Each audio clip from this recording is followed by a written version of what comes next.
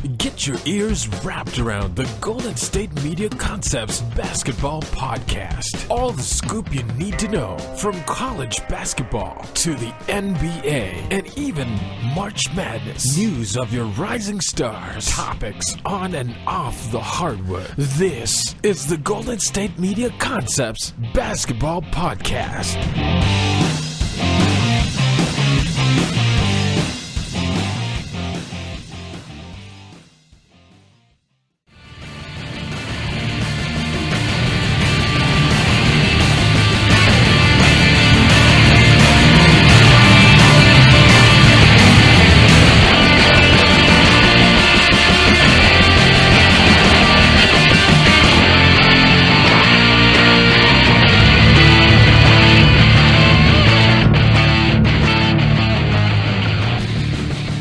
Welcome to the GSMC Basketball Podcast with your host, Ryan Holloway. We are brought to you by AdamandEve.com.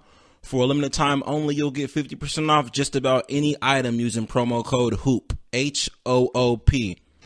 What's up, y'all? It's your host, Ryan Holloway, and this is the GSMC Basketball Podcast. We had an incredible, brilliant weekend of basketball. I actually had a very, very entertaining weekend myself. Saw the new Thor Ragnarok movie. It was a lot better than I expected it to be. Usually, you go see a Marvel movie and you know what's going to happen. You don't really feel like any of the heroes are going to die. You think you're going to get one of those predictable subplots with the regular story and a whole bunch of cheesy taglines but nah, that movie was pretty good. Like, I honestly, if I had the time, I would have went to go see it again. Really, I mean, I haven't been a huge fan of what's been popping with my personal football team, with the 49ers. So Sundays don't honestly mean a lot to me. I'd rather go watch Thor any day than go watch my Bay Area squad. I actually have a comparison I'm going to make to the movie and the basketball in a later segment. Today I'm going to talk about LeBron having the epic game for his 800 game as I kind of predicted. I mean, you guys can call me Rostradamus if you like to. I did say LeBron was going to need 41 more points to go ahead and be the youngest person to reach 29,000, and maybe he would do that on his 800th game. I'm just saying that I'm not saying that I can read the future. I'm just saying there's a possibility that I might have told you guys that was going to happen. I'm also going to talk about the Celtics and their green light special, because it's been popping in Boston. It's been popping.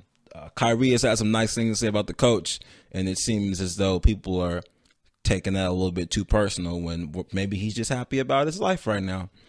I'm going to talk about Cuban versus Dray. That sounds like a rap battle, right? Cubans versus Dray. But no, that's going to be Mark Cuban and the little Draymond Green disagreement they have going on right now, which is something to think about, is just where they're coming from, both as people that have both worked very, very hard to get where they're at. And I'm going to talk about Harden going off last night. Harden had a career high as 56. And I talked about this a couple shows ago, y'all. I was talking about how James Harden was my sleeper for MVP. I know he's an Olympian. I know he's a prolific scorer, so he can't really be a sleeper. It's not like I'm saying Manu Ginobili's going to be MVP. It's not a real sleeper, but it's as close as you're going to get to a sleeper as it goes. I mean, with this league we got, right? Because who are the contestants for MVP? What we got: Giannis, LeBron, Durant, Curry, and Kawhi. Maybe even Kristaps. Maybe young P. Siggy's what they call them. So my sleeper is Harden, and the way he went bad the other day, I don't know. I got a feeling that it's looking really good. Also, if I can get to it, I'm going to talk about what Porzingis' brother said and how it relates to our current NBA climate. So the other night, LeBron had on Friday night, LeBron was doing his Friday Night Lights impression. He had 57 buckets in his 800th game. He's the youngest to score 29,000 points. He did it at just 32 years old. Kobe Bryant did it at 33. The what added a little bit more drama to this game was John Wall said, when he was asked during an interview, John Wall said that he felt as though the Cavs went out of their way to avoid them last playoff run, which is something to think about because we were talking a lot during the playoffs about how the Celtics got first place. We talked about them winning the most games. And one of my things has always been, it's never been a good thing to win the most games. I think the last team to win the most games and win the championship was, I think it might have been the Spurs about 12 years ago. Then prior to that, it was the 96 Bulls because they were beasts. Other than that, when you win the most games, it's kind of a sign that you're probably not going to win the championship. There were a few years when the Sacramento Kings and the Mavericks would always have the best record. And what happened? So I don't, when they had the conversation over and over again and we're saying, well, the what are the Cavs doing? They're losing games on purpose. They're not going to get first place. I never thought about them trying to avoid the Wizards. I just thought of it like, what's the point in winning the most games? Like, what's the point in being first place in the East? Like, what's the real point? It doesn't. I mean, you play the 8th seed, but at that time, it didn't really matter because of the way the East is scattered. It doesn't put you in a situation where you're going to play anyone better or worse. So it's like, what does it hurt to just rest your players? If the Celtics want the first place seed, they can have it. What ended up happening though was we had some pretty epic games in the beginning of the Eastern Conference playoffs. I remember when the Celtics, when the C's were playing the Wizards, it seemed like an Eastern Conference playoff. Like they were balling. It was a great game. It was solid. But IT went off. He could not be stopped. And then what ended up happening was the Celtics, they played the Cavs in the Eastern Conference Finals, and IT hurt his hip, and the Cavs won. So it would be pretty what John Wall is saying may have an inkling of truth to it. I mean, we all got to say things to get ourselves pumped up, right? So when John Wall was like, yeah, I feel like they avoided us. They didn't want these problems. They didn't want to come here and play us. They were running from us, which added an incredible amount of drama to the game. So you got LeBron's 800th game. You got him being 41 points away from scoring 29,000 points. And he went bad on them. He was posting up. He was hitting threes, fadeaways. For anyone that ever has said that LeBron can't shoot or LeBron can only play inside, I mean, he was hitting shots that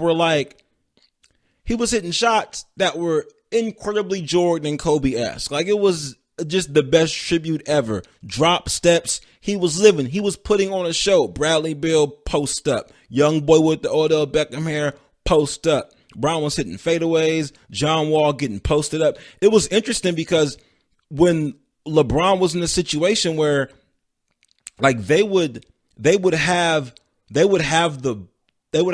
like a player guarding LeBron who's not his size at all. Like I believe John Wall's about 6'5", 6'6". LeBron 6'8", 6'9". And somebody would be guarding LeBron in the post, and LeBron would just call for the ball. And there wouldn't be a double team or anything, like no double team, just unlimited ISO. It was almost like they were doing one of those strategies where this is what we're going to do. What we're going to do is we're going to let LeBron get all the buckets, and we're going to make him beat us. We're not going to let anyone else beat us, which is crazy because if LeBron goes bad and starts moving the rock around, you're going to be in trouble. It was a great game to watch. It was one of those games where when someone's scoring a bunch of points and the game is close, so the points matter, versus you've seen players go bad for a lot of buckets and it doesn't really make a difference because they're up 20. So the coach has to take them out. It wasn't one of those games like when Clay had 41 in like 3 quarters. It wasn't like that where they're up 20 on the Kings, so you take them out. This game was solid. The Cavs only ended up winning by 8. It was 130 to 122. LeBron flirted with the triple double, as they like to say, but his stat line was wild. It was nasty. He had 57 points, 11 rebounds, 7 assists, 2 blocks, and 3 steals. So if that game isn't on NBA Classics already, then I don't know what they're doing. They won by 8 points. LeBron had 57. The closest person to him with the most buckets was an appearance by Derrick Rose. Derrick Rose came through with a dub. It's not like the Wizards weren't playing though. It was a shootout if you want to say that, because Bradley Beal did have 36. But for John Wall to say, yeah, they were scared of us. They didn't want it.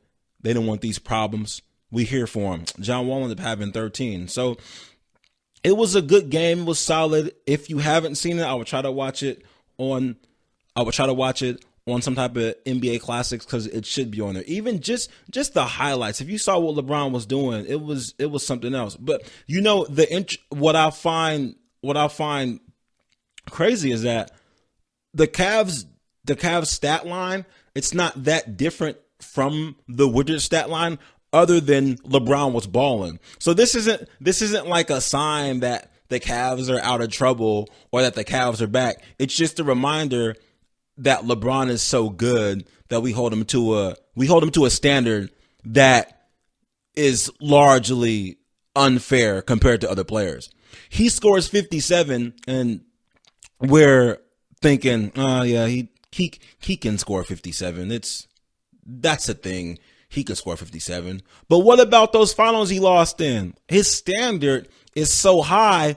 LeBron would have to score, I think, 70. No, he wouldn't. 70 wouldn't do it because Kobe's highest is 81. So LeBron would have to score 83 points. And nope, that wouldn't do it either, because we got this Wilt Chamberlain game that allegedly happened where he scored 100. So LeBron would have to score 102 points and sweep in the finals. So beat whoever he played. It would have to be the Warriors. They'd have to be completely healthy, all of them. All the Warriors would have to be healthy. And no other Hall of Famers could be on the Cavs. No Hall of Famers. No All-Stars. Nobody else could be on the Cavs. So it would have to be a squad from 07 with Mo Williams. No, Mo Williams couldn't be on there either because he's an All-Star. It'd have to be Delonte West, Boobie Gibson, Big Z, Ben Wallace. Ben Wallace at one point was an All-Star. So it would have to be LeBron and then just 4 pairs of shoes. So LeBron and then some shoes on the court, and then that would do it. And then people would say, you know what? LeBron's legit. He's legit. He scored that 102. He swept the Warriors. It was him versus 4 pairs of shoes. He did that. I respect LeBron for that. He did that. He's the man. But he's still only like 5th best in the history of the NBA. So, me, myself, I'm proud of LeBron. I think that was him. I had a feeling when I got home that Friday night, the games were going to be something else. I'm also talking to you guys about another Friday night game. But when I got home, I had a feeling that the Friday night games were going to be something else. I personally didn't expect that show to be that lit. So I thank LeBron and I thank the NBA for putting that together. Another thing, I personally never played football.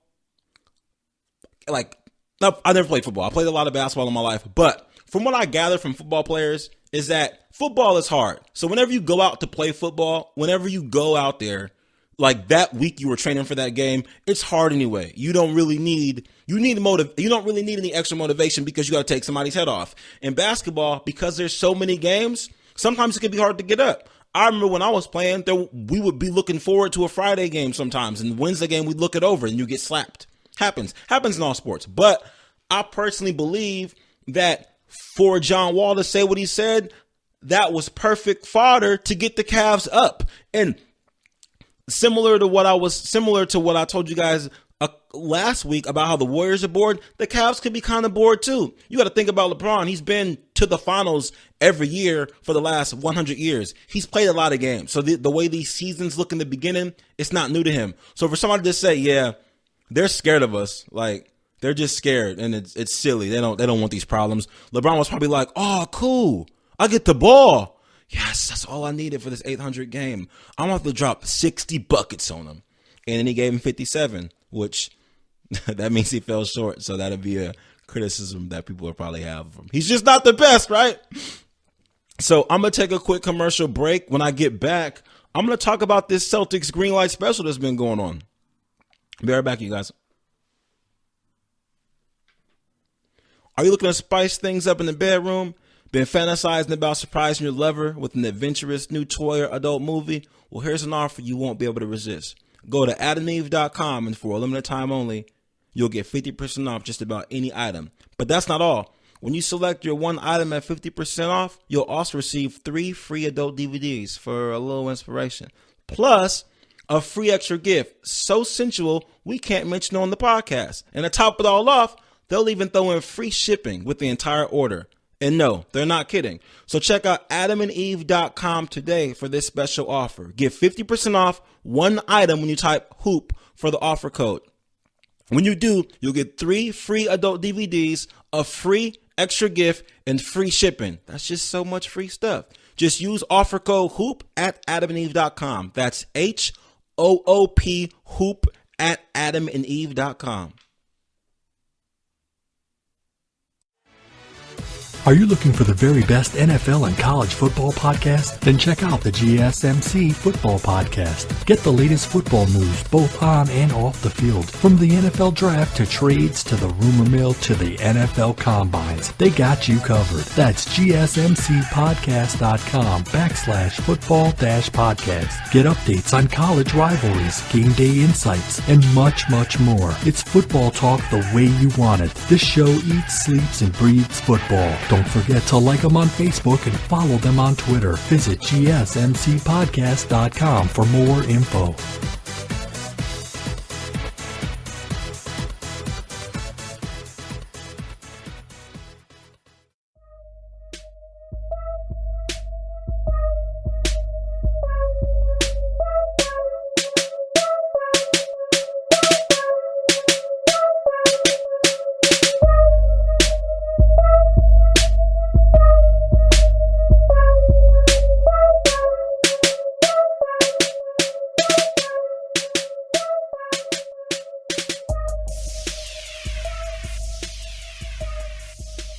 What's up, y'all? Welcome back to the GSMC Basketball Podcast with your host, Ryan Holloway. Just got done wrapping up LeBron's epic game from Friday night. So if you guys get a chance, go ahead and check out that game on NBA Classic. It should be on there tonight. I don't know why. It should have been on there Friday night. I don't know why they wouldn't have it on there quite yet. I'm not 100% sure. I'm going to go ahead and give you guys an update on this Celtics green light special they've been having. So the Celtics are on an 8-game winning streak since starting off 0-2.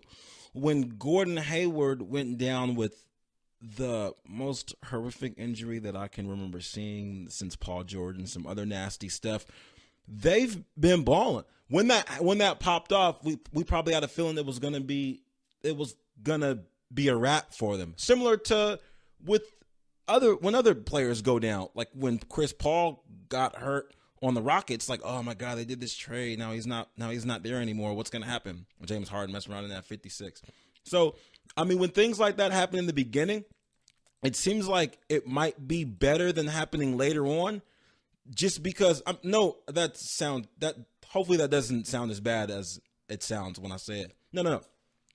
I'm saying that if you have to lose a key part of your team, God forbid that it ever happens. If it happens, I think it's better in the beginning of the season than towards the end. Just because if you start gelling and get to going and then somebody can't play and you got to rebuild new chemistry, it's bad. It's bad. Like when Kawhi got hurt in the playoffs, people are like, what? The Spurs are like, what are we going to do now? Versus if he got hurt in December. Like, we can figure this out. We'll be okay. So somehow, some way, the Celtics feel like they can just run it without him, and it seems like they're going to be okay. Kyrie Irving before I go into that, the Celtics were playing OKC on Friday night. The Celtics got the W, obviously, because they're on an 8-game winning streak. I watched a little bit of Carmelo play, And Carmelo said that he felt like his career is revitalized. I was watching him play, and I salute Carmelo because Carmelo's offensive genius is something out of this world. His rocker step, his jab pivot off the jumper is unstoppable. I saw him hit the same shot 3 times in a row. Actually, it was twice in a row. The third time they called him for a travel. Carmelo is such a good shooter that most people, they come down, they'll shoot a shot. They get the third one or fourth one, it'd be a heat check. Carmelo's such a good shooter. Such a great shooter. He knew he could make the shot. He did a ref check. So he was doing this rocker step over and over again. So he did a ref check and traveled on the third one just to see if the ref will call it. Because he traveled, the ref called it. Carmelo wasn't even mad about it. He's like, all right, I guess so. You cannot let this man even see the hoop. You can't let him even just look at the hoop. Like, to stop Carmelo, I think you have to grab his headband, pull his headband off of his head a little bit, and then slide your palm up there and then just have it on his head and ask the ref, like, yo, is this cool? Because right now he's gonna hit my eyeball, and while you're talking to the ref, Carmelo has made the shot and won. So I salute Carmelo. I'm happy that he's in a new situation. The West is going to be a battle. However, he seems like a competitor. I'm sure he's down for the challenge. I mean, if you're on the Knicks, playing for the Knicks, thinking y'all was going to be Raw, and they end up not being Raw, and then you're just there, and people are talking badly about you, and Phil Jackson talk about he wants to get rid of you because they can't win with you. To come to a city like OKC where they love basketball and they lost one of their shooters a couple years ago, to be embraced by that, it has to be a wonderful feeling. So again, I salute Carmelo. Anyway, during that game, they were playing the Celtics. The Celtics gave them the business. Kyrie ended that game with 25 points. He had 22 in the second half. 22 in the second half. So he was trying to fill himself in the first half, and they were still in the game. It wasn't like Kyrie's not the black hole that he's made out to be. Like, people say he doesn't pass the ball, but that doesn't mean he takes bad shots. He's not taking shots where someone like is doing the Carmelo defense I told you guys about, where you have to put a palm on the guy's face. He's not taking shots like that. He just wasn't getting good shots. He went for 22 in the second half, and they took the W. They asked Kyrie more Boston questions about how he's been feeling in Boston. And he said that he's been craving an intellectual coach like Brad Stevens for a long time now. That got spun as though he was taking a shot at old coaches. His past coaches have been his other Cavs coaches, obviously. You got Mike Brown, Byron Scott, David Blatt. So I don't necessarily, and those coaches are not significantly, but they're older than Brad Stevens. Brad Stevens is a younger guy. Brad Stevens is someone that came in the Celtics, has to coach a strategy, because he showed up to the Celtics without any stars. These other coaches, like Mike Brown, was the designated LeBron James coach. Byron Scott coached the New Jersey Nets to two Eastern Conference Finals. This one they had Jay Rich, Jason Kidd, Vince Carter, Kerry Kittles. They had a squad, but I mean, you run into the Lakers and the Spurs, and that's what happens. And then you got David Blatt, who was supposed to be a Euro legend or whatnot. So these coaches have these particular ways of doing things that can be ageist. Sometimes older people, more seasoned individuals, they look down upon people that are younger and feel like they don't have good ideas. Brad Stevens is 41, Kawhi is 25. So that 16-year difference may seem like a lot, but it's not a lot at all.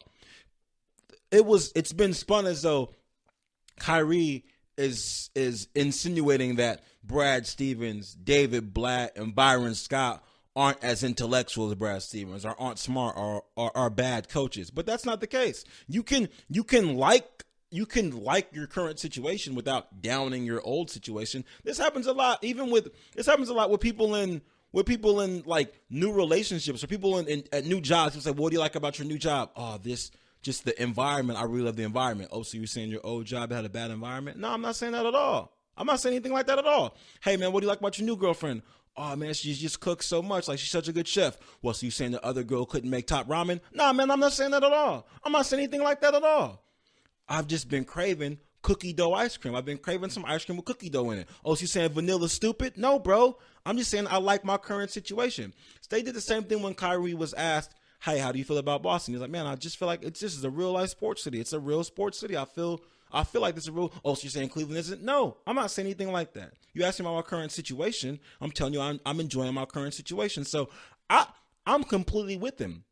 It's interesting that we get something to think about is that we get so used to individuals complaining and saying things that aren't favorable about things, so that when someone says something that is favorable, like they're enjoying something, we look at them like, wait a minute, are you saying that that's good because this other thing is bad? Nah, man, ain't nobody saying nothing like that at all. Nothing like that at all. And maybe Kyrie really is just that classy, because when the story kept being spent as him leaving Cleveland because of LeBron, him leaving Cleveland because of LeBron, him leaving Cleveland because of organization, and he was like, I don't really want to talk. I don't really want to talk about it. It's just for growth, and it's just something that I want to do, and it's for me. So speaking of growth, I'm going to get into growth when I compare these sports to this Thor movie. I'm going to let you guys know what's up. But he was like, I just need growth. I just need to do something else. And he didn't want to say I'm looking for a more intellectual view of basketball. He just said, I'm just looking, I want to grow. And it sounds like that's what he's doing. I mean, one of his mentors is Kobe Bryant, and Kobe Bryant's mentor, or I'm going to say professor, was Phil Jackson.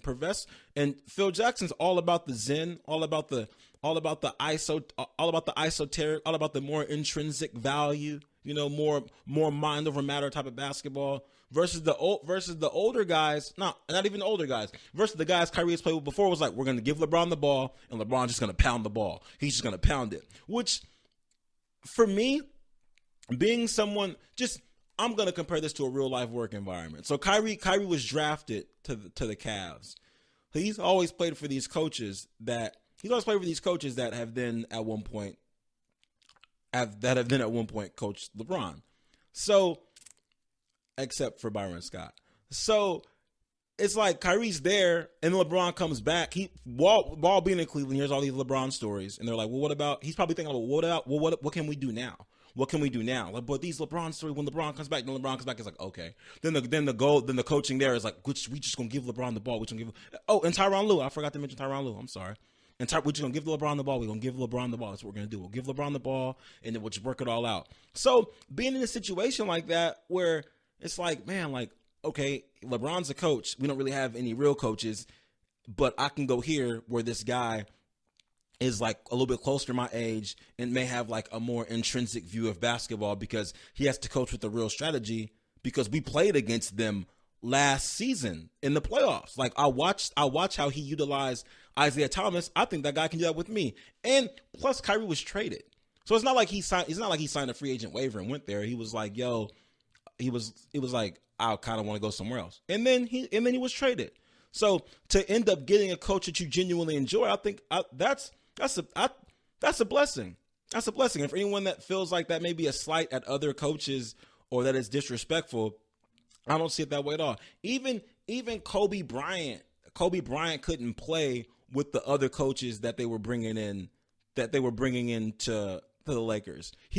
Kobe won 5 championships with Phil Jackson. So how does that work? Did he win 3 and then take a break because he felt like it? No, he won 3, then took a break because he needed Phil Jackson. Because sometimes you just need that other person that can be like your brain partner. You have to have that mastermind. And I absolutely respect Kyrie for enjoying his new situation. The way I see it, if you feel like you've always craved a coach that is more intellectual, and you go somewhere and you're winning 8 straight games after, like, your all-star goes down, I mean, more power to you. More power to you. Last night they smacked the Magic, who seemed to be kind of real. They smacked them by a smooth 16 points. And they shot look like they shot 30% from three, which if you shoot 30% from three, then you're doing all right. And it's cool because, right, like they don't have the highest expectations for threes. It seems like their team is like based more on moving the ball on defense. It's more individual efforts. Like Kyrie's a star, and eventually Kyrie is going to be, I'll say Kyrie is going to be a Hall of Famer, but Brad Stevens' strategy isn't based on them just having just one perennial star. Like they won the game last night and Kyrie only had 11 points. So at whatever they're doing is working. I take my hat off to the Celtics. They're balling. I'm happy for them. And if they somehow, some way sneak out of the East, I'm not even going to say they sneak out of the East. The way they're playing, the way they're balling, they might just walk out of the East. Because the Cavs are we complain about how boring basketball is. Well, people complain about how boring basketball is because we know it's going to be the Cavs and Warriors. But y'all don't know that. And let me ask you something else. If the Cavs don't go and we end up with the Bucks Warriors, you finna be happy? No, because the Bucks are finna get it. So I got a feeling that the Celtics might just sneak out, especially if they could get somebody else in there before the trade deadline. So I tip my hat to Kyrie, Brad Stevens. Y'all keep doing what y'all doing. I'm going to go ahead and take a quick commercial break, you guys. When I get back, I'm going to talk about Cube versus Dray. No, not Ice Cube versus Dr. Dre. Mark Cuban versus Draymond Green and their interesting view on particular vocabulary words. Be right back, y'all. Check out the show that's built on the MMA. From the UFC to extreme cage fighting, they got the fights covered. Check out the GSMC MMA podcast. Get the latest news on past or upcoming fights. Join us as we talk to and about some of the biggest names in the MMA, past, present, and future. When it's the fight game, there's just one show to check out. GSMCpodcast.com/MMA-podcast. Don't forget to like them on Facebook and follow them on Twitter. Visit GSMCpodcast.com for more info.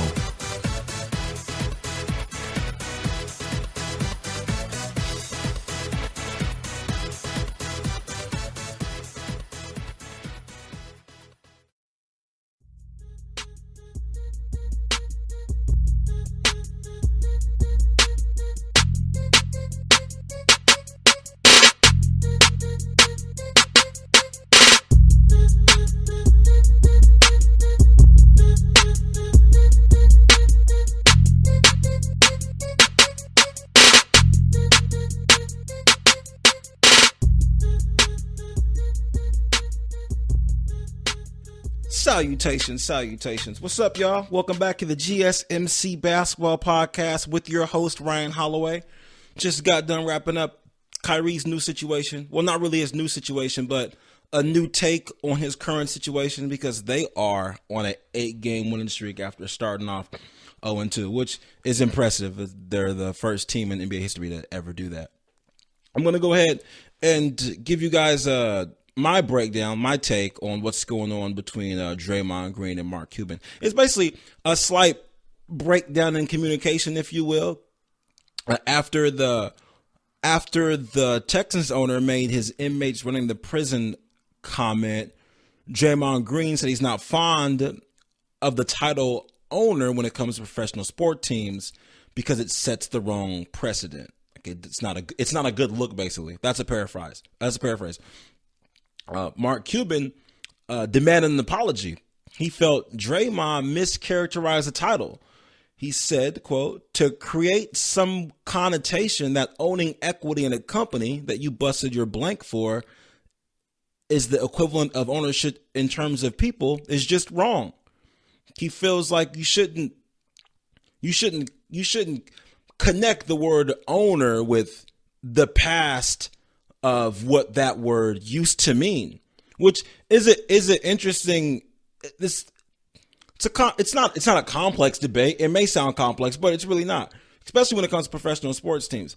And what I personally believe is this might be one of those situations where we may be a little far removed as regular society or I mean, not regular. That sounds like a mediocre term, but just non-athletes. As ourselves, when we own things, they're usually inanimate objects. We don't necessarily say something only thing that we own that probably isn't an inanimate object is our pets, goldfish, dogs, things like that, which people don't mind. And I am a dog's owner. And the difference is that when it comes to basketball teams, like Mark Cuban said, if I own a part of an organization, I own a team, I literally own the team. We kind of get removed from that when we talk about paying players and they actually wear a jersey that is part of a team that someone else owns. It's not that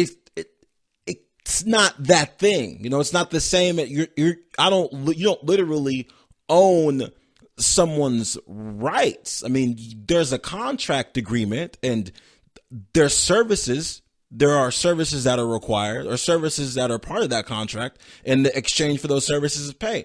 Similar to other situations where, I mean, all of us have gotten an offer letter or signed a contract for services to be rendered based on a particular contract, and that person does own your services for that time. However, I do get where Draymond is coming from, just because when it comes to groups of people and then it comes to that word owner, and we talk about one person of a particular background being an owner, and then other people of particular backgrounds participating on this organization that someone else owns, we look at it like, oh wow, that can be looked at in that way. Especially because in regular society, we don't necessarily have owners. We have CEOs, we have chairmen, we have board members, we have chairwomen also. We have members of groups that run an organization, not necessarily an owner. I mean, we even have founders. I mean, Elon Musk is the owner of Tesla organization, right? But he owns the organization. He doesn't own the employees. And the same thing goes with the professional sports owners. They own the team, but it's a little bit different because you have to be voted in or be approved to own a team. You don't just get to pay the NBA money and then you get to buy a team. This is similar to what happened with Donald Trump several years ago. He wanted to buy the Buffalo Bills and the owners voted against him. They don't just let anyone own a team. It's a special club where you have to be voted in and they have to decide whether or not you get to own this team. Versus in regular business, where if you've got enough money, you can start any business you want. I mean, no one's going to say that it necessarily is going to fail. It's going to be successful. But if you have the bread, you can do whatever you want to do. But the NBA owns the rights to these particular teams, and they own the logos, and all those logos are owned by the NBA. And when you do buy a team, you are essentially the CEO of that particular organization. You buy it, and then it earns you money. So the NBA is, for the most part, the NBA is, I mean, they're kind of leasing you the team because it's a franchise. It's an actual franchise. So if you were to go buy a fast food restaurant, you would pay franchise fees to whatever fast food corporation that you were paying, that you bought it from, whether it be McDonald's, Subway, whoever. You would pay franchise fees because you're a franchisee. You're leasing you're leasing that organization. You're leasing that building from that particular organization. And same thing works with NBA. So these players because the NBA can vote you out, just like they voted out Donald Sterling. If something pops off, they can take your rights from your team, which then in that case, you're not even really an owner. Something to think about is the usual connotation of this word owner and someone having a particular sports team that they got some money from their family or they inherited, which is the common story that's usually told, and that's the common view of these players, or common view of people that are outside of the view of this thing. I'm not going to generalize how someone thinks because I really don't know. The thing with Mark Cuban is, and the reason why I can tell he's so upset is because Mark Cuban, when he said he busted his butt, he literally busted, not literally, but he worked to get where he's at. He didn't inherit this team. He wasn't born rich. He's a guy that at one point did work a 9-to-5. He did sell computer parts. He did sell software. He bought stocks during the .com boom and had a company and it blew up and he had bread and made investments. And now he's on Shark Tank and he's probably one of the most liked owners to owners. Here we go with the word again, but it has to be. He's probably one of the most liked owners in the NBA. So for him, for someone that did work that hard to get there, I can see where he would take offense to that word, where some people probably wouldn't. Some people would say, owner, that's fine. Yeah, I'm an owner. Fine. Put it with whatever connotation you want. It doesn't matter to me. This is where I'm at. I did this, whatever. Doesn't make a difference.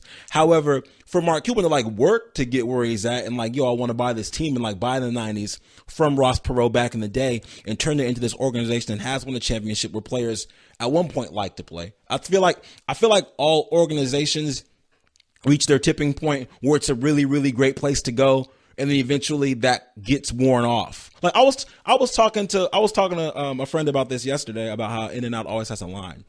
And In-N-Out always has a line, so it's lit. Like you're gonna go to In-N-Out because it has a line. If the line of In-N-Out died down, I think people would start saying, hey, you know what? I don't think that's popping anymore. Because people want to be associated with success. As human beings, we enjoy human connection. Even introverts, even hermits, like they're on a computer somewhere enjoying a human connection, whether it be through a video game or whether it be through anything else that may give you virtual or simulated human connection. But similar to In-N-Out, how there's always a line, players want to go places where other players are going. And at one point, the Dallas Mavericks had an organization where players love to go there. Like it was the place to be. Dirk Nowitzki still raves about that place. Dirk Nowitzki has taken pay cuts to still stay there. There was a big thing a while ago before everything was tech and before there was a video game in like your dashboard. Mark Cuban, he put PlayStations in the lockers, which was a big deal at one point. To some people listening to this, if you're a little bit younger, that may not be a big deal to you. Like I said, you have a PlayStation built into your phone right now. I mean, I think Nintendo has like a Game Boy now that you plug into the Nintendo at home and it does all the same thing. Whatever. But this was a big deal a few years ago. And the Dallas was the place to be, which eventually led them to a championship. Now, they've had some cap problems and made some bad deals, and they're not exactly what they used to be. So at one point they were. So for Mark Cuban to like watch his team grow through all this and create this and create a dominant franchise that was in the playoffs every single year and competing and end up winning a championship. I mean, you would take offense to that. Like, yo, I'm not an owner. Like these are my friends. Like these aren't people that I look at like that. I'm not that far removed from these guys. I had the same job as some of their parents not too long ago. I'm not somebody that I'm literally not a silver spoon person. Like I'm from the gutter. I'm from the gutter. Like I'm not somebody that was given this. A lot of people don't enjoy when you assume something was given to them that wasn't. Not everyone needs recognition, but nobody likes people telling them they didn't work hard for what they have. Not everyone needs recognition, but nobody likes being told they didn't work hard. So I feel like it's just a breakdown in communication. I feel like Draymond and Cuban might have very, very similar backgrounds. They sat down and talked about it, about the differences used in the values of the word and where each of them are coming from, and how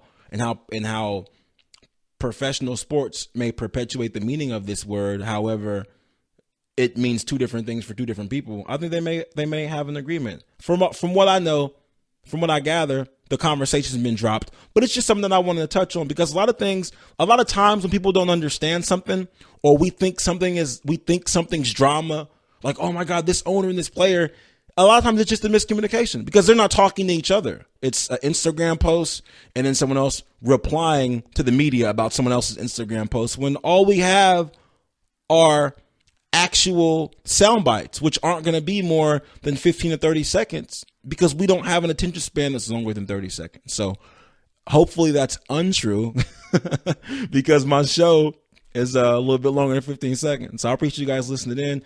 I'm going to take a quick commercial break.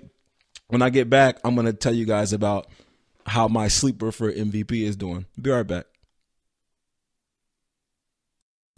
Check out the show built around the women of MMA. From the UFC to the extreme cage fighting, we got the fights covered. Listen. It's the Golden State Media Concepts Women's MMA Podcast. The latest news of upcoming fights, discussions of previous matches. Join us as we talk to and about the biggest names in women's mixed martial arts, past, present, and future.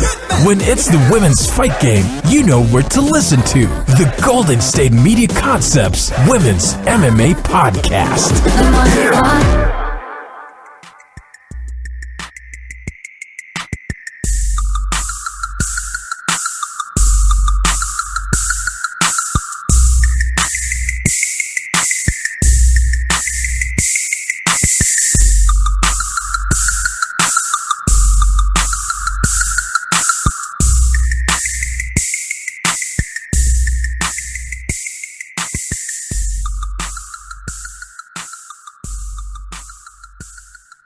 What's up, y'all? Welcome back to the GSMC Basketball Podcast with your host, Ryan Holloway. Just wrapped up talking about the Cube versus Dray. Not Ice Cube versus Dr. Dre, but Mark Cuban versus Draymond Green. And just talked about how it's basically miscommunication. Just we got different meanings for different type of words, and some of us have different backgrounds. And I'm sure if the two individuals talked about it, it probably wouldn't even be anything that's more than a misunderstanding. So what I'm going to talk about now is this man, James Harden, about how he is my sleeper pick for MVP. And again, I know that he's not. I know that James Harden, it's hard for me to say like James Harden is a sleeper, but it's not. It's just not being talked about. We have this idea of Kawhi and LeBron getting his like 9th MVP, and then we got Durant, and we want to go ahead and crown Giannis as basically the new savior of the NBA. But James Harden had 57 points. I'm sorry, James Harden had 56 points last night. So he was just 1 point shy of the record, which is 57 points for a Rocket player. He had 13 assists and shot 76% from the floor, making 19 out of 25 shots after missing his last 3 attempts. So he was balling. And Andy was 7 for 7 from the trade. James Harden is unstoppable, which something to think about is they did this big deal to get Chris Paul, right? And Chris Paul isn't even there. So I'm not 100% about what happens when Chris Paul gets back. This sounds like a real similar situation, right? Because, I mean, at one point when James Harden had Dwight Howard on his team, and they didn't play together for a minute because of injury. Then they get back together, and the team isn't the same. Which has me wondering. I've always, I'm gonna say, chastised or given OKC a hard time about drafting 3 Olympians and then not being able to make it work. But if James Harden wasn't winning with Dwight Howard, and then the Chris Paul thing hasn't even been a game, so this might be a little extreme. I'm just asking some questions. I'm wondering what happens if this Chris Paul thing doesn't work out. Is James Harden this type of player where you can't really have another person's going to have the ball for a while? Does he just need to be around quick shooters? Does he need Klay Thompson's around him that can score without taking too many dribbles? Because I got a feeling with the way James Harden is playing and the way CP3 needs the rock to control the floor, I don't really know if we're going to be seeing too many 56 point games. So it's a question to be asked. Again, I sincerely believe that he is a sleeper for MVP because we're just not talking about him. Because I feel like ever since he did the whole, well, not he did, but he ran out of gas in the playoffs against the Spurs. In his last game, he had 8 points. He had 8 points and didn't play very good. He ran out of gas.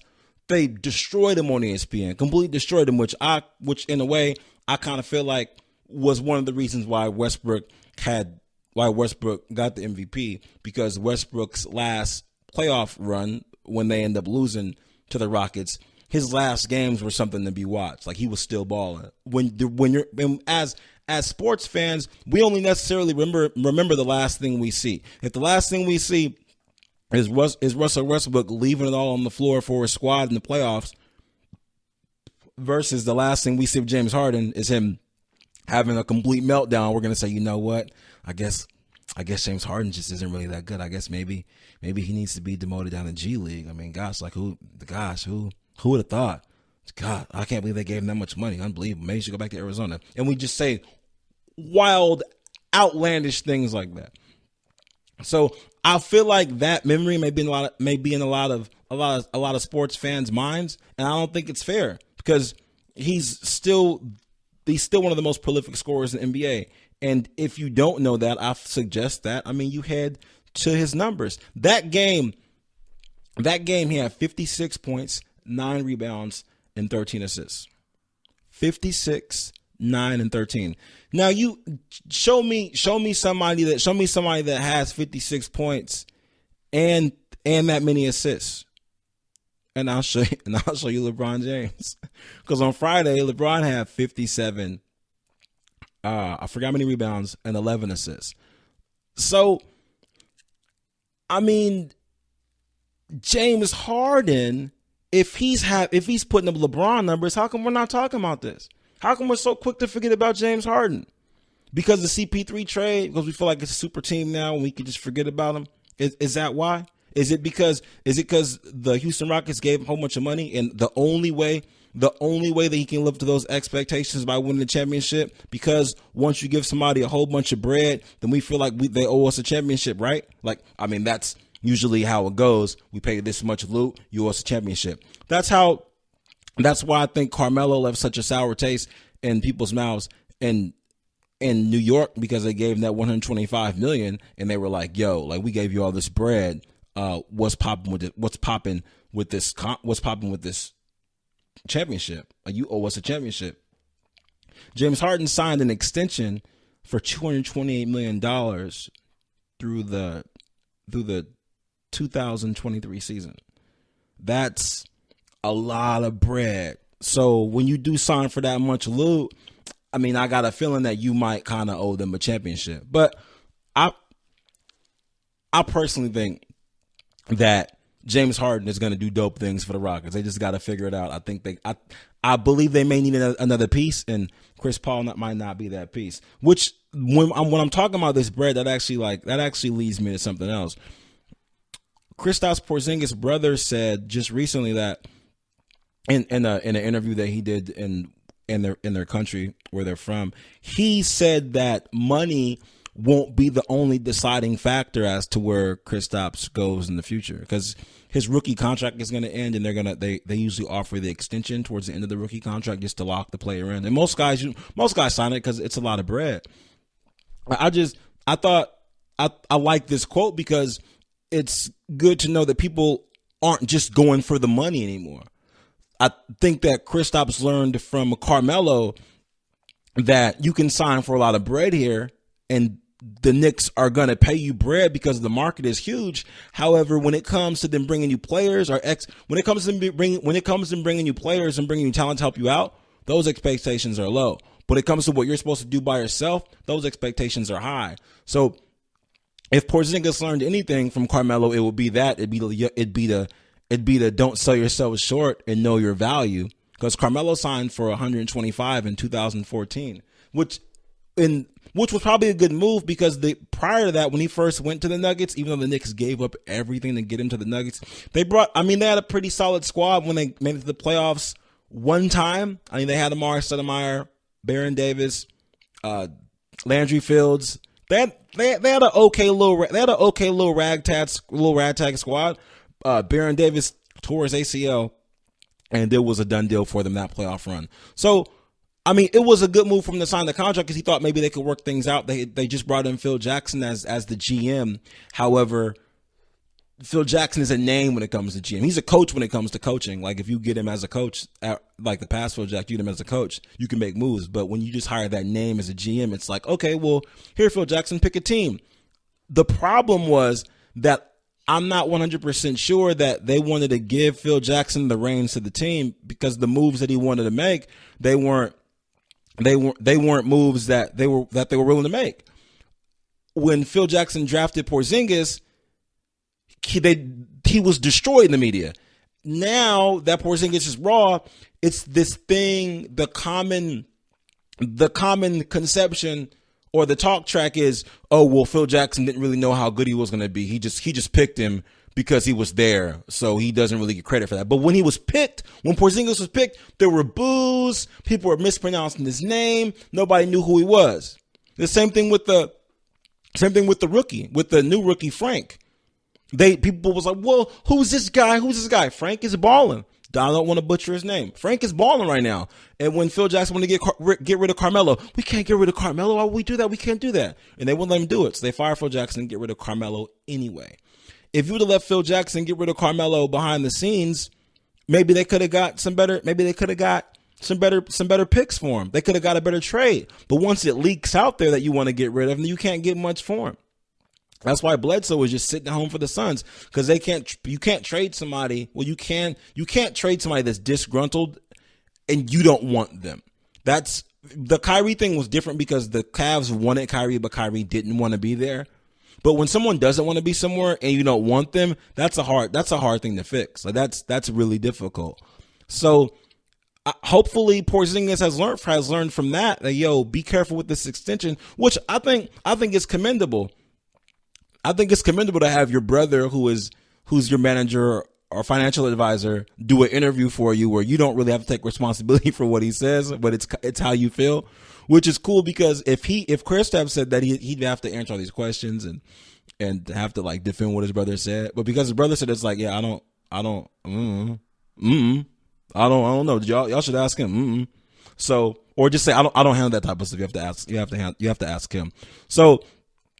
The gift there's a gift and a curse between the largest contracts, especially in the big market. You sign a massive contract, and if you're not playing well, then you're gonna get booed out of there, and there's gonna be a problem. And all people are gonna talk about is the money.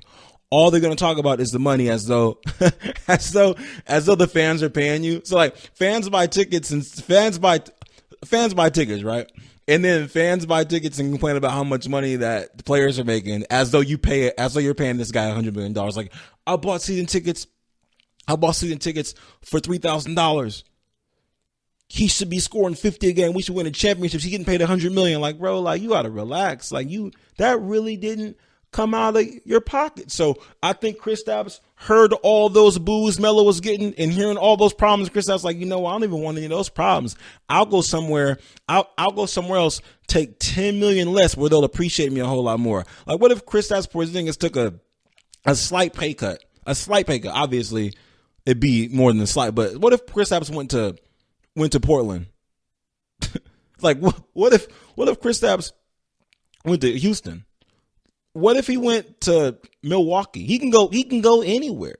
So if I was him, I would be careful, and I absolutely commend his brother for saying, the money isn't just, you're not just gonna wave some bread in front of my face. I'm just gonna jump for whatever. I'm never gonna do that. Like that's not gonna be the case. Like I've watched how this NBA game goes, and when you have the talent, you have the talent. So I can see if you were in a situation where you're like, I got bills to pay. My kids got to eat diamonds. I got 9 Bentley payments. I got to feed a tiger. So if I got to play in New York for $200 million a year, then so be it. I got to feed my tiger. My Jets need gas. And again, I got to feed my children diamonds. So if you got the bills, then I get it. But if you can take $150 million and go somewhere else and be satisfied where they won't boo you for being the savior of a team full of people that probably can't get you to the championship, and I'm gonna take that every time. I mean, who knows? He could even. I don't know what the pay cut would be, but what if he want to go to LA? You think Magic Johnson could find a way to get him like $80 million? Would you take $80 million to go play in LA and be Kristaps, or would you take the 120 and stay in NY? The only difference is $40 million. Now, when I say that casually, what I mean by that is when you have 10 million, based on your lifestyle, depending on who you are, think about this. If you have $120 million and you have $80 million, what's the difference in what you can do besides 40 million? Now, when I say besides 40 million, I need you to remove your bias of me saying that so casually. I really mean, what's the difference? $40 million. If you wanted to go to Japan right now and go buy the illest kimono, you could do that if you had 120 million or 80 million. You could do that if you're making 500,000. So I genuinely think that that's something to think about. It's good to see. It's good to hear a player. Well, even if he didn't say it, it's good to hear a player or a player's brother just be like, you know what, the money isn't going to be the only deciding factor when it comes to what my brother's going to do. We're really going to think about our next step and make the best decision when it comes to the extension. I don't really see how you can hate on that. I appreciate you guys listening. I'm going to go ahead and take our last commercial break. And when I get back to the next segment, I'm going to tell you about how the Thor movie that I saw ties in to basically our NBA right now. Be right back.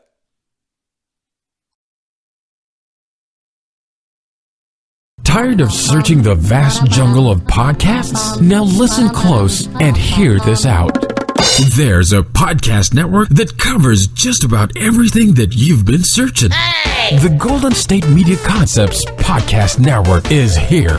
Nothing less than a podcast bliss with endless hours of podcast coverage. From news, sports, music, fashion, cooking, entertainment, fantasy, football, and so much more. So stop lurking around and go straight out to the Golden State Media Concepts Podcast Network. Guaranteed to fill that podcast itch. Whatever it may be. Visit us at www.gsmcpodcast.com. Follow us on Facebook and Twitter, and download us on iTunes, SoundCloud, and Google Play.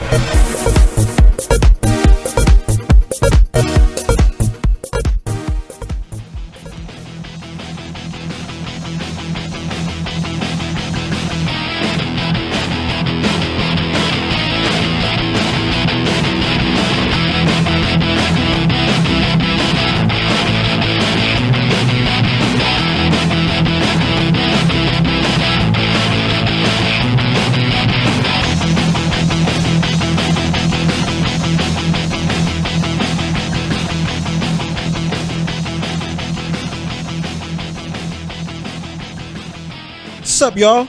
Welcome back to the GSMC Basketball Podcast with your host, Ryan Holloway. I just got done wrapping up a little bit of my take on some NBA salaries, James Harden for MVP, what Porzingis' brother said. Basically, every decision can be made by them going to give you a different number in front of 9 figures. Oh, that sounds so... you got to hear the segment. Go back and listen to the segment, and then it'll make a little bit more sense. Basically, I convince you that $40 million is the only difference between $80 million and $120 million. But go back and listen to the segment. I promise it'll make a little bit more sense. I'm glad I was able to get to this part, though. What I wanted to talk to you guys about is this past weekend, I went to go see the new Thor movie, Ragnarok, which was great. Thor isn't my favorite Marvel character. Well, he wasn't before, but I mean, now he is, because the movie was great. And he also got a haircut. So he cut off his Viking hair, and now he has like a regular haircut. So it was solid. It was a really good movie. And a reason I think it was, one of the reasons I know it was a good movie was because I felt like I can go ahead and tie in the Thor movie to sports and to our current NBA situation. There were a couple things happened during the movie that I thought reflected a lot of stuff that happened in the league. So first of all, the Thor and the Hulk don't get along that well. They're not like the best of friends. Thor, Bruce Banner, when Hulk is popping, Thor and Hulk gotta fight. And when Bruce Banner is Bruce Banner, Thor doesn't really appreciate his intelligence that much. But what ends up happening is they have to team up together to take back to overcome a situation, they got to team up. And what happens is they end up fighting, and they fight and they fight and they fight and they fight, and then they team up to work out a situation. So they end up on teams, which basically reminded me of Kevin Durant and the Warriors. They banging and banging and banging. It's like, you know what, bro? We should just join forces. I mean, we have a common goal. We're trying to get somewhere. We're going to make this work. But what's more similar to the Kevin Durant Warrior situation is this. Check this out. Thor runs into a character from his planet, and the person that's taken over Thor's planet is also a person that basically banished this other secret character. I'm not going to tell you guys about her, but banished her to this place. And now she is in a situation where she misses the planet. She wants to go back, but she knows she can't go back because she doesn't have any help. Thor says, you know, we have a common enemy. We got to go back and defeat this villain that's taking over our planet. At first, the lady's like, nah, you know what? I don't want to go back. It's cool. We can't win. We can't beat her. I don't want to do it. Thor's like, hey, we got to do this for Asgard. Rock with me. And they team up. So you got to join forces to go to the finals. And this is a situation similar. Why do you ask? Well, because Kevin Durant and OKC, when they were the original OKC squad, they lost to LeBron James's Heat. And then a few years later, 6 years later, the Warriors lost to LeBron James' Cavs. So they had a common enemy. They had to work things out. And they got together, they joined forces and made things work. Something else that ended up happening was Thor's, I can tell you guys, this isn't a massive spoiler, but Anthony Hopkins, Thor's dad, in the beginning, he passes away. He doesn't even pass away because he's like a cosmic being. He just goes in the universe and just goes away. So the movie is about growth and finding new leadership and channeling new energy. And I feel like that's something that Chris Paul had to do.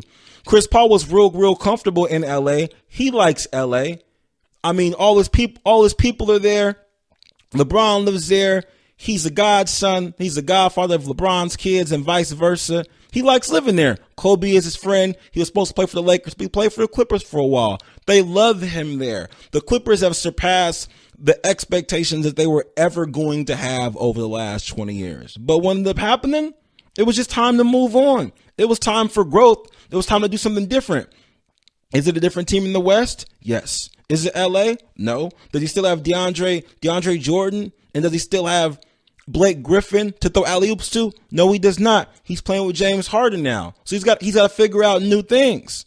And I feel like that was, in a way, like when Anthony Hopkins passed away and Thor was like, oh, Dad's gone. I got to figure out new ways to do things now. I got to channel something else. Not that like Doc Rivers is Chris Paul's dad, but it seemed like, at least from what we saw, at least from what we thought, that their relationship was really tight. And they felt like they could really rely upon each other, especially after that Donald Sterling thing had popped off, where everybody banded together, and then they gave Doc the GM role, and it felt like they were a family there. But Chris Paul seemed like he had to bounce, and we saw Chris Paul leave the Clippers. We were like, wait, what?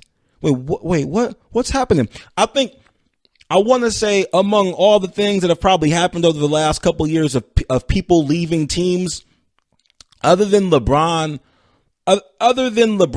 going back to the Cavs, I mean, we could kind of tell that Durant was gonna probably not be in OKC forever. It just kind of had that look.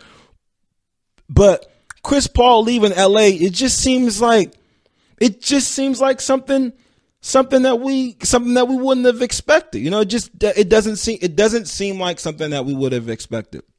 The other thing is this: in that movie, Thor and the other superheroes they end up solving a situation by having one villain destroy another villain. Like, they're beefing with both of these villains, period. But the way they have to solve this situation is having one villain destroy the other villain. They actually have to wake up this giant and have him destroy this other villain. That's not a spoiler at all, because you have no idea what I'm talking about. But that relates to what John Wall was saying. John Wall feels like LeBron James and the Cavs purposely avoided the Wizards in the playoffs. Now, I'm going to tell you how this works. Because the Cavs allegedly avoided them, the Wizards ended up having to play the Celtics.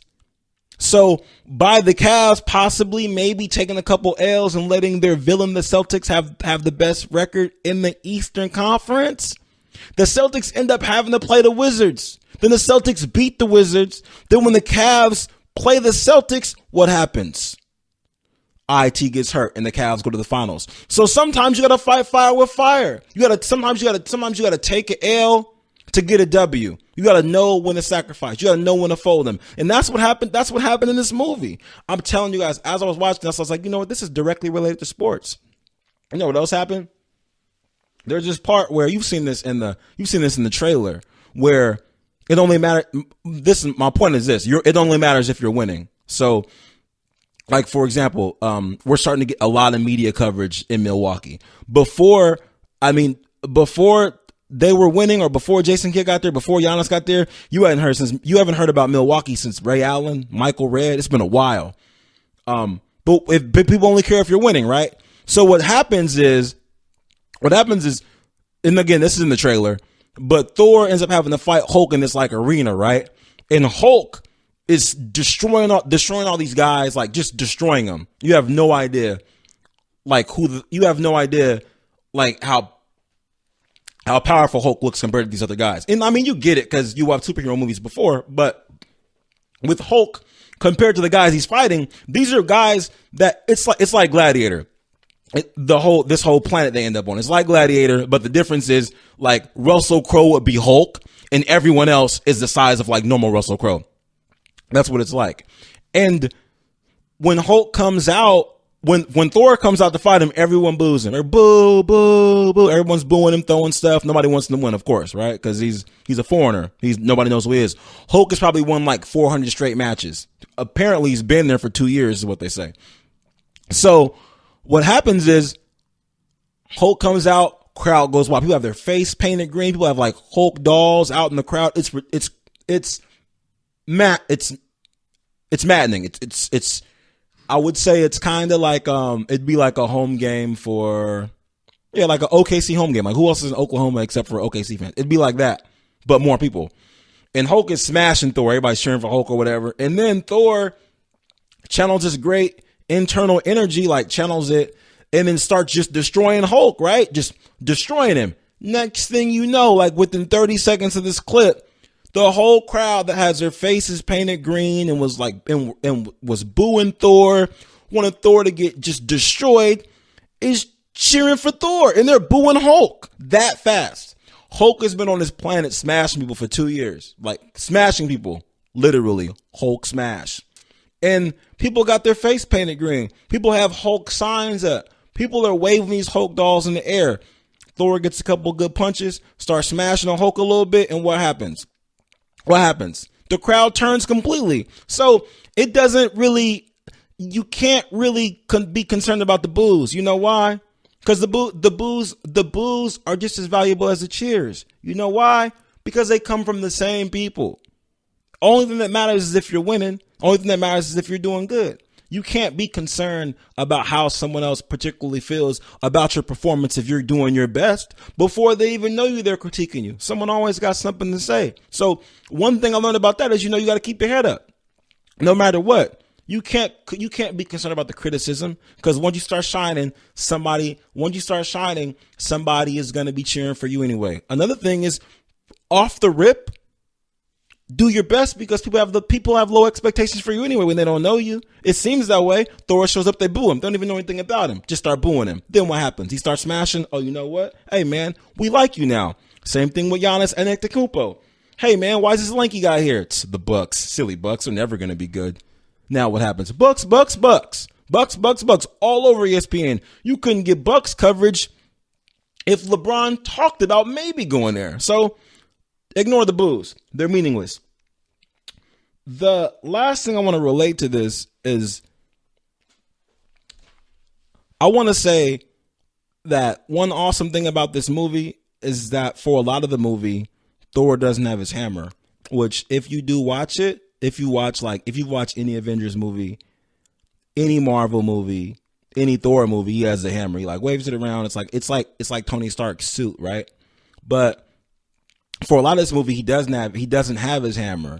he has to like channel different energy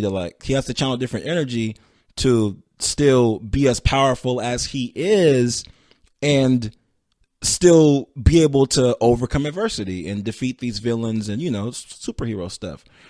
What ends up happening is he finds a way to beat Thor without his hammer. At one point, his dad says this awesome quote where he says, Thor's like, I don't have my hammer. And his dad's like, are you the god of hammers? No. He walks off because Thor is actually like the god of thunder, So what I learned in this situation is what's being talked about a lot.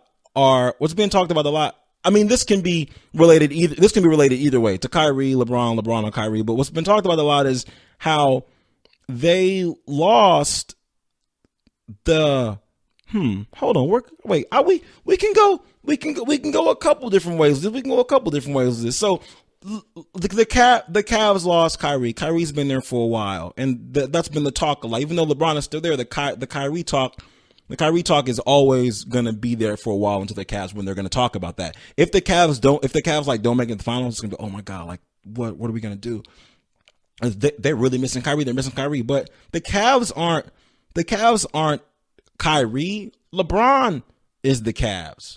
And just because LeBron, and I think that LeBron knows this Thor strength because LeBron seems unbothered at all that Kyrie left. Why? Because LeBron is the Cavs. The Cavs were never LeBron and Kyrie. LeBron doesn't need anybody except for LeBron. And I think LeBron has proved that by winning in Miami and then coming back to the Cavs and then winning there, and then Kyrie leaving, and then he's completely unbothered. It doesn't matter. The same thing with Russell Westbrook last year. Kevin Durant left, and Russell Westbrook had to play without Kevin Durant, and Westbrook was unbothered. He averaged a triple-double. It was nothing. Like, I can do this by myself. So the moral of the hammer is that a lot of times we may view something as a disadvantage, but losing something can actually make us stronger. Sometimes we use things as crutches. We believe that we need something to be stronger, or we need this lucky item, or just any inanimate object or some tangible item that we think is going to help us overcome adversity, when realistically, all you need is yourself. It's all inside. So that's what I believe about the Thor movie as compared to the current NBA and sports and your life and the growth. I appreciate you guys listening. I appreciate you tuning in with me, your host, Ryan Holloway, from the GSMC Basketball Podcast. Talk to you next time. You've been listening to the Golden State Media Concepts Basketball Podcast, part of the Golden State Media Concepts Podcast Network. You can find this show and others like it at www.gsmcpodcast.com. Download our podcast on iTunes, Stitcher, SoundCloud, and Google Play. Just type in GSMC to find all the shows from the Golden State Media Concepts Podcast Network, from movies to music, from sports to entertainment, and even weird news. You can also follow us on Twitter and on Facebook.